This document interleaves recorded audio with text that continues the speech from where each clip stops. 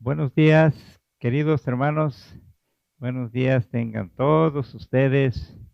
Esperamos que allá en sus hogares y en esta situación en la que estamos viviendo puedan disfrutar de esa compañía, de esa presencia, si se ven acompañados y como familia, y escuchar así la palabra de Dios después de haberle presentado una adoración hermosa en los hogares. Queremos decirles con mi esposa que deseamos que la paz de Dios inunde sus corazones, reine en sus hogares y que verdaderamente cada hogar se convierta en un santuario donde no solo podamos glorificar el nombre de Dios, sino también Él quiere hablar a nuestros corazones. Voy a invitarles a inclinar sus rostros, vamos a orar, ya el salmo en que ha de predicarse ya se ha leído, es el Salmo 27, y voy a invitarles a orar. Padre Celestial, necesitamos en gran manera la asistencia tuya, la ayuda de tu Espíritu Santo. Todo puede estar preparado, todo puede estar escrito, pero si tú no nos ayudas, Señor, todo eso pierde valor. Por eso humildemente te pedimos, Señor, que ahora tomes tú el control de la exposición de tu santa palabra y también de nuestras mentes y corazones, de quien habla y de quienes escuchan, y todos podamos felizmente apropiarnos de tu palabra. En el nombre de Cristo Jesús te lo pedimos. Amén. El Salmo 27, hermanos. El Salmo 27. Jehová es mi luz y mi salvación, ¿de quién temeré? Jehová es la fortaleza de mi vida. ¿De quién he de atemorizarme? El Salmo 27 es uno de los preciosos salmos que tenemos en el Salterio. En esta ocasión vamos a exponer no todo el Salmo, sino una parte de él. Y quiero decirles que la estructura de este Salmo consta de dos partes, dos aspectos bien definidos. Los versículos 1 al 6, ahí encontramos una expresión de confianza, de certidumbre por parte del salmista, pero los versículos 7 al 14, diríamos así, 7 al 13 específicamente, vamos a encontrar la manifestación de lamentación, de súplica, de oración. Y esto hace que eh, pues vayamos viendo una diferencia en ambos aspectos del Salmo. Y en el versículo 14 ya hay una especie de conclusión. Lo aclararé después, pero ahora puedo decirles es la respuesta de Dios. Una respuesta que queremos también nosotros escuchar, que tiene para el salmista y que tiene para nosotros el versículo 14. Por ahora vamos entonces a tomar en cuenta la oración que viene a partir del versículo 7, del 7 al 13, y agregamos el 14 en cuanto a respuesta divina. Algunos, debido a esta notoria diferencia en cuanto a algunos aspectos de los versículos del 1 al 6 y del 7 al 13, han considerado que debieran ser dos salmos o que debieron haber sido dos salmos. Bueno, no debemos considerar una separación como tal. Más bien debemos ver que ambas partes esclarecen una con la otra, ya que tienen en común tres cosas.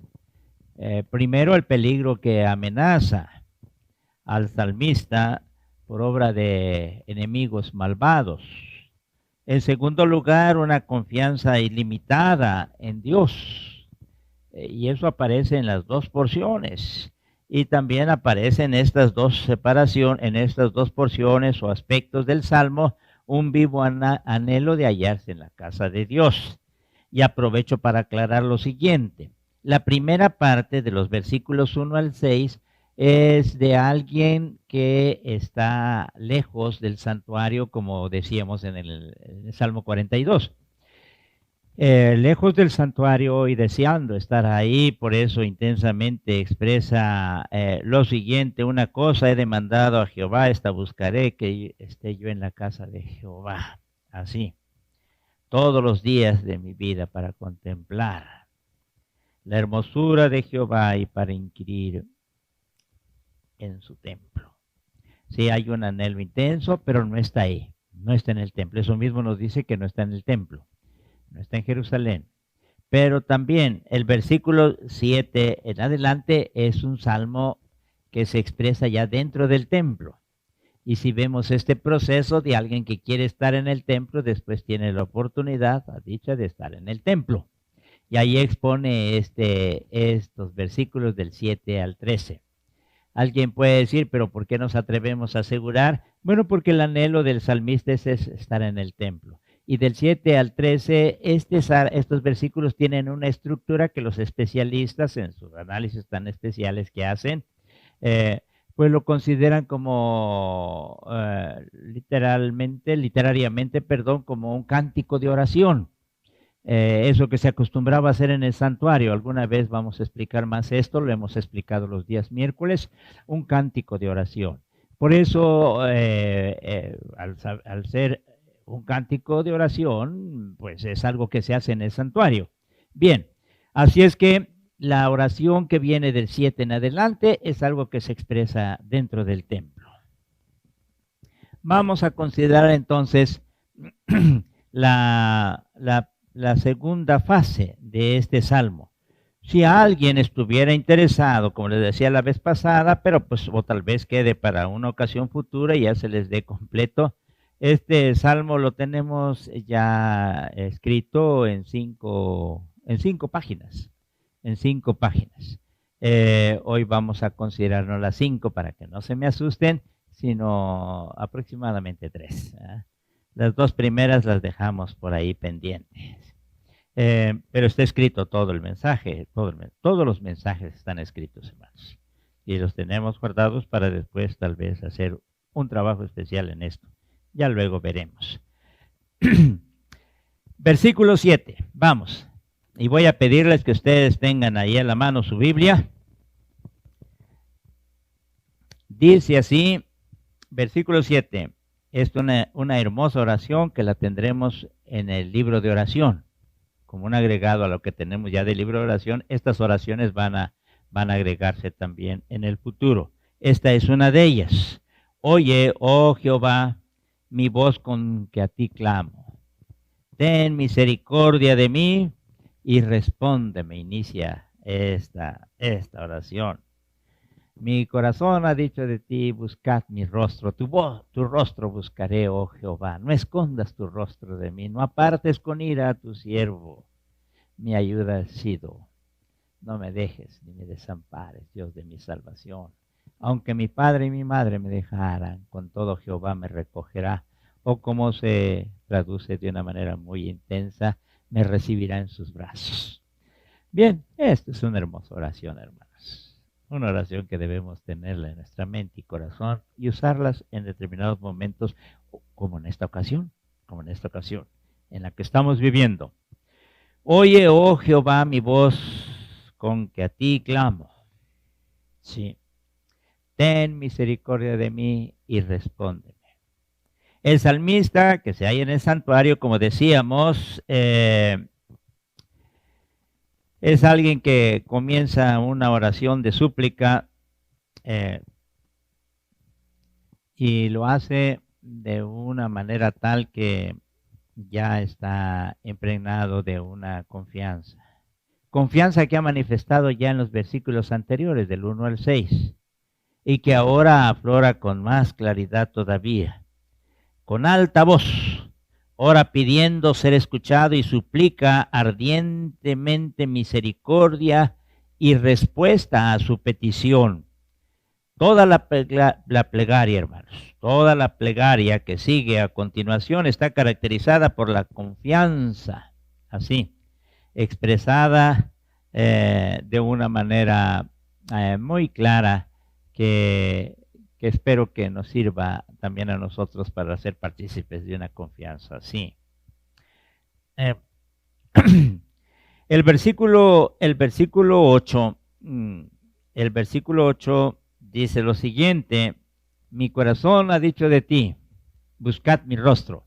Hay algunas versiones que lo traducen: mi corazón ha dicho de ti, buscad su rostro.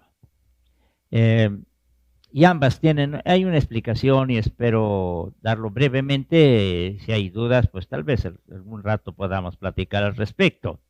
Aquí el cántico de oración expresa algo no común, y esto es lo que el corazón del salmista dice. Así lo expresa él. Mi corazón dice eso. Mi corazón ha dicho, buscad mi rostro. Y esto lo expresa el salmista, pues es algo que está muy dentro de su corazón. Es algo que el mismo corazón lo impulsa a hacer eso. Hay expresiones, decimos, de interiorización de esto. Vamos, decimos, bendice alma mía a Jehová y bendiga todo mi ser su santo nombre. Bendice alma mía a Jehová y no olvides ninguno de sus beneficios. Sí, estas y otras tantas oraciones nos hablan de lo que hay dentro de nosotros y aflora, brota, porque lo traemos en el corazón. Buscad su rostro, dice su corazón. Cuando el corazón dice eso, puede verse como una respuesta obediente a lo que Dios le ha dicho al pueblo de Israel, que busquen su rostro, que lo busquen a Él. Pero así dice Jehová a la casa de Israel: buscadme y viviréis. Estoy citando Amós capítulo 5, versículo 4.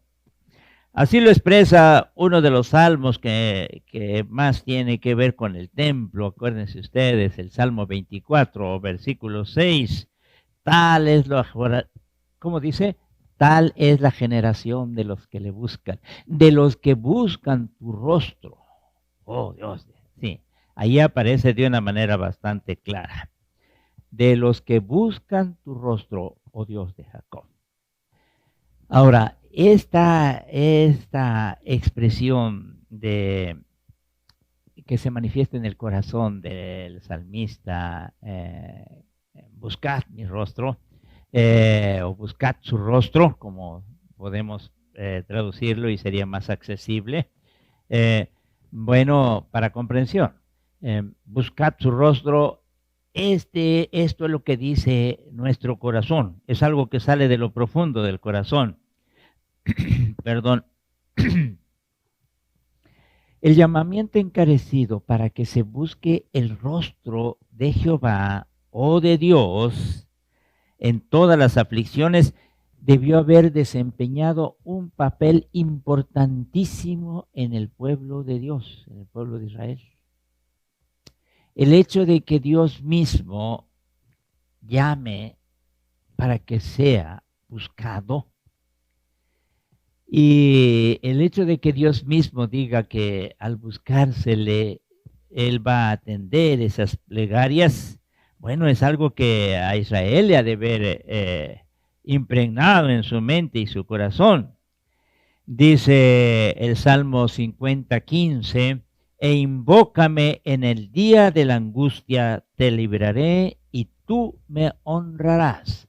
E invócame en el día de mi angustia, de tu angustia, perdón.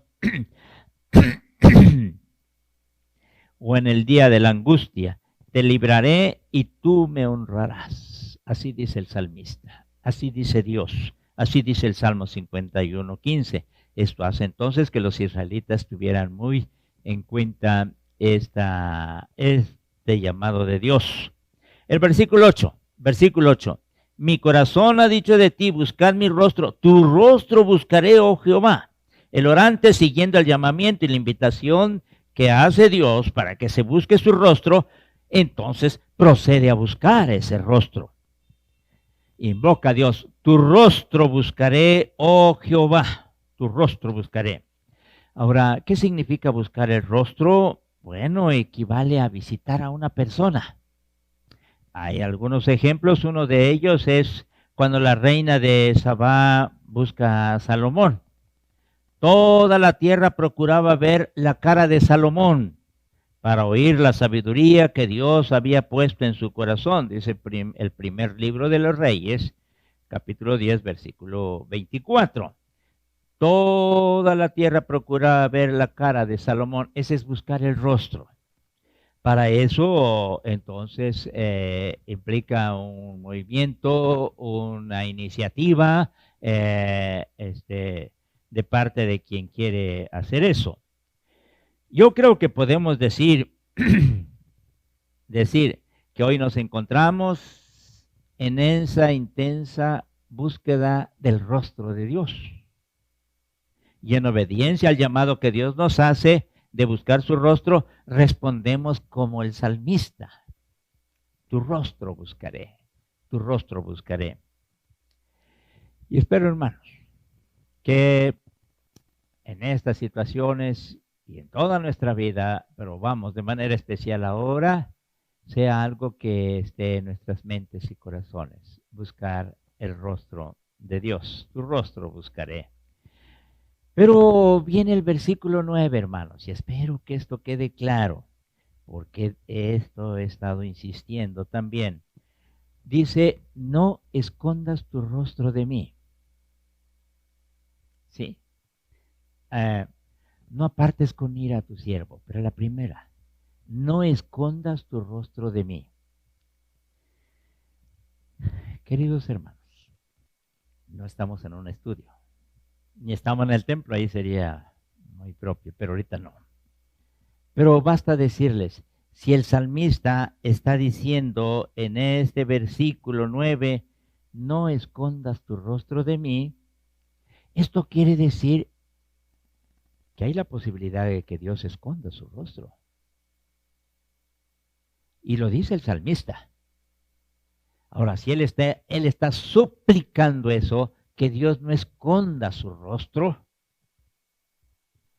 de él, del salmista, del necesitado, eso quiere decir que Dios puede esconder su rostro.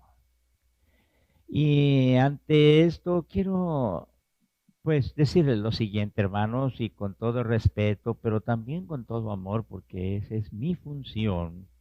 Hoy vivimos tiempos en los que pareciera ser que estamos alejados de esa conciencia que el piadoso israelita tenía.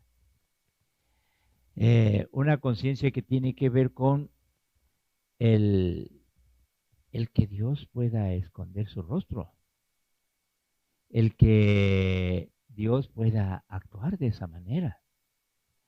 Hoy pareciera ser que con toda facilidad se dice, no, busquen a Dios, Dios les va a contestar, busquen a Dios, que Dios está listo para responderles, ustedes busquen y Él. A ver, hermanos, ahí es donde tenemos nuestras reservas.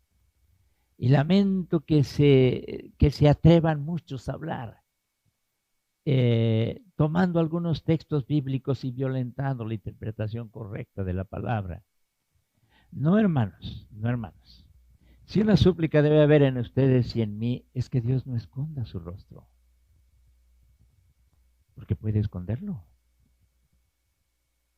Es la razón del por qué nosotros, al acercarnos a Dios, debiéramos estar en el contexto de la palabra, en los salmos, en el salterio. El salterio nos enseña a orar. Es el libro de la oración de Israel, a más del himnario de Israel se dice también, pero es el libro de oración del pueblo de Dios. Bien, considerando esto, entonces toma sentido esta expresión también para nosotros, no escondas tu rostro de mí. Pero aún agrega algo más y un poquito más fuerte. Y dice lo siguiente, no apartes con ira a tu siervo. Hay el riesgo que Dios nos aparte. Hay cuestiones que van a provocar la ira divina. El pecado es algo que sucede. Y el pecado manifestado en sus diferentes formas o especificándolo, la desobediencia, la irreverencia, todas esas cosas, hermanos, pueden provocar la ira divina. Y Dios puede apartarnos. Ahora, pues en la manifestación de la ira de Dios, hemos de entender que incluye por lo general 3 momentos. Acuérdense ustedes, en la manifestación de la ira de Dios, esto se ha considerado en alguna ocasión. Esos 3 momentos son los siguientes. Dios se aparta de un ser humano. En la manifestación de la ira de Dios hay 3 momentos. 1, Dios se aparta de un ser humano.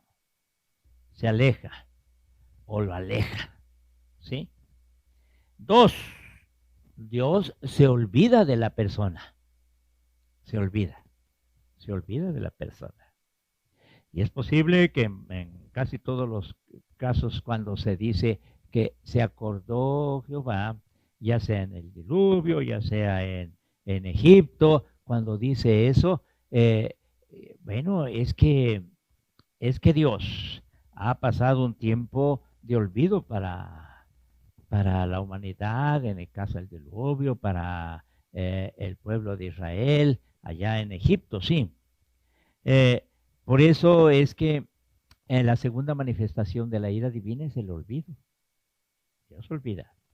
Y esto es muy grave. Pero la tercera es, perdón, Dios rechaza. Termina rechazando a la persona. Hay casos muy difíciles, como el caso de Saúl. A pesar de la insistencia de Samuel, Dios es muy claro para definir esa situación. Sucede en la historia del pueblo de Israel, en el reino del norte, en el reino del sur. Si las deportaciones se dieron, una en Asiria y otra en Babilonia, como consecuencia de que Dios actuó de esta manera, rechazó a su pueblo. Sí. Pero el salmista está diciendo la primera parte de esta manifestación de la ira divina, el primer momento, dice, no apartes con ira a tu siervo. Aunque agrega a tu siervo. ¿Quién es un siervo de Dios? El siervo de Dios es aquel que pertenece a Dios y como consecuencia le sirve a Dios. Aquel que tiene como dueño Dios y es a quien le sirve. Ese es un siervo, básicamente en ese aspecto. Pertenece a Dios y sirve a Dios.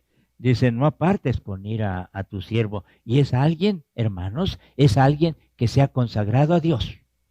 ¿Sí? Su vida ha sido para Dios. A partir del momento que ha decidido eso y está dispuesto a servirle en lo que Dios le diga. ¿Sí? Es una característica que tiene el piadoso israelita. Por eso la expresión hinei es muy característica en ellos, en hebreo, y se traduce heme aquí. Sí, está listo para servirle. Ahora, el orante se presenta denominándose así como siervo, y eso quiere decir que es alguien que verdaderamente tiene una búsqueda a Dios. Con todo y eso, suplica, no escondas tu rostro de mí. ¿Está bien? No apartes con ira a tu siervo. Y después viene una expresión que tiene que ver con la experiencia del salmista. Mi ayuda ha sido. ¿Sí? Y por cuanto ha sido mi ayuda, no me dejes ni me desampares. Qué expresiones tan intensas y tan hermosas. Después de haber dicho la primera parte del versículo 9, ahora la segunda parte tiene estas expresiones tan intensas también. Mi ayuda ha sido, no me dejes ni me desampares. Dios de mi salvación. Y no quisiera abarcar mucho en esta exposición, hay tantos elementos que expresar, pero vamos un poquito más rápido. Y viene una de las expresiones también que ha cobrado tanta intensidad en este salmo y en esta experiencia. ¿Cómo se dice? Y tiene aplicación. Aunque mi padre y mi madre me dejaran, con todo Jehová me recogerá. Aunque mi padre y mi madre me dejaran. Y aquí, pues, puede ser porque han muerto, padre y madre, y lo han dejado. O puede ser porque padre y madre pues, no quieren saber de él o de ella. ¿Cómo puede suceder? Sea como sea. La expresión tiene que ver con una experiencia muy intensa, dolorosa, difícil. Pero también está permitiendo darse cuenta que hay alguien que nunca va a dejar al que ha expresado esta oración y ha dicho con todo su corazón que pertenece a Dios y que está dispuesto a servirle. Alguien que le busca intensamente y que sufre y llora por no estar con el Señor. Sí, sí. Para esa persona, para los que ahora también participamos de eso, quiero decirles que todos podrán quedar mal en esta vida. Todos podrán dejarnos, menos Dios. Y cuando se usa la expresión padre y madre, se está hablando de las personas más cercanas, las personas que diríamos en este orden serían las que menos harían eso. Pero si ellas lo hicieran, entonces el salmista dice, con todo Jehová me recogerá. Pero hay una traducción muy hermosa que acostumbramos a usarlo en esta oración. El Señor me recibirá en sus brazos. Aunque mi padre y mi madre me dejaran, el Señor me recibirá en sus brazos. Así puede traducirse también. La Nueva Versión Internacional lo traduce así. Ahora, hermanos, estamos terminando esta preciosa oración con la petición de que Jehová le muestre acá ya algo que Dios puede hacer. Entonces estamos entendiendo que hay una necesidad ahora, hay una necesidad muy especial. No sabemos por qué ha sufrido tanto el salmista. No sabemos si antecede una infidelidad o qué cosas. Lo que sí sabemos es que después de este encuentro con Dios y con estas palabras tan intensas, el salmista termina diciendo, enséñame, oh Jehová, tu camino y guíame por senda de rectitud a causa de mis enemigos. Enséñame, oh Jehová, tu camino. No me entregues a la voluntad de mis enemigos, porque se han levantado contra mí testigos falsos y los que respiran crueldad. Hubiera yo desmayado si no creyere que veré la bondad de Jehová en la tierra de los vivientes. Y todo esto que está expresando el salmista es algo que nosotros también debiéramos hacer. Después de este proceso, entonces hay una súplica, enséñame, oh Jehová. Así, enséñame, oh Jehová, tu camino. Y con esto se está diciendo que el salmista quiere renovar votos para una forma de vida cada vez más hermosa. Sí. Y está pidiendo a Dios que le guíe. Así como se ha expresado en el Salmo 40, en el Salmo 40, después de esta súplica que hace el salmista. Puso mis pies en la peña y enderezó mis pasos, dice, y me enseñó a caminar en sus caminos. O como dice el Salmo 139, vamos, al terminar versículos 23, 24, una oración que tenemos, ¿verdad? Examíname, Dios, y conoce mi corazón, pruébame y conoce mis pensamientos, y ve si hay en mi camino de perversidad, y como termina diciendo, y guíame en el camino eterno. Esto es algo muy hermoso. Nosotros debiéramos completar nuestras plegarias con una súplica. Guíame, Señor, mis pasos. Quiero vivir de una manera tal que te agrade cada vez más, cada vez más. Y termina, para no abundar más en esto, alguna ocasión podremos exponerlo. Todo esto está escrito, hermanos. Y termina el salmista diciendo, aguarda a Jehová, esfuérzate y aliéntese tu corazón. Sí, espera a Jehová. Y permítame decirles, aquí hay análisis especiales y de ellos dependemos, hermanos. Pero una de las cosas que se dice aquí, que no son palabras del salmista, son las mismas palabras de Dios. Que cuando el salmista se presenta de esta manera, y con estas plegarias, con estas súplicas, con esta actitud, con esta entrega, con esta intensidad, entonces Dios contesta desde los cielos, aguarda a Jehová, esfuérzate y aliéntese tu corazón. Sí, espera a Jehová. Y Dios lo está diciendo. Es la palabra que Dios tiene para aquellos que confían plenamente en Él. Y en estas circunstancias difíciles pueden acercarse a Él. Y después de haberlo hecho de acuerdo a lo que expusimos en esta hermosa oración, entonces escuchemos a Dios que nos está diciendo, aguarda, aguarda a Jehová. Y ahorita no puedo decir los nombres, no los estoy viendo en el templo como acostumbro a hacerlo a veces. Pero quien sea, esfuérzate y aliéntese tu corazón. Sí, espera a Jehová. ¿Quisieran llevar esto en su mente y corazón? Sí, espera en Jehová.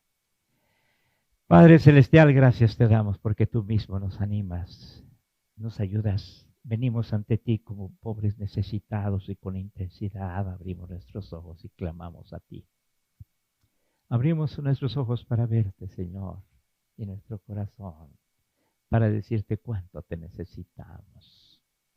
Permite, Padre Eterno, poder escuchar estas últimas palabras tuyas, donde tú nos animas y nos dices que nos esforcemos. Sí, concédenos la dicha de que en este tiempo difícil tengamos una experiencia cada vez más intensa en nuestra relación contigo. Bendito seas, en el nombre de Cristo Jesús.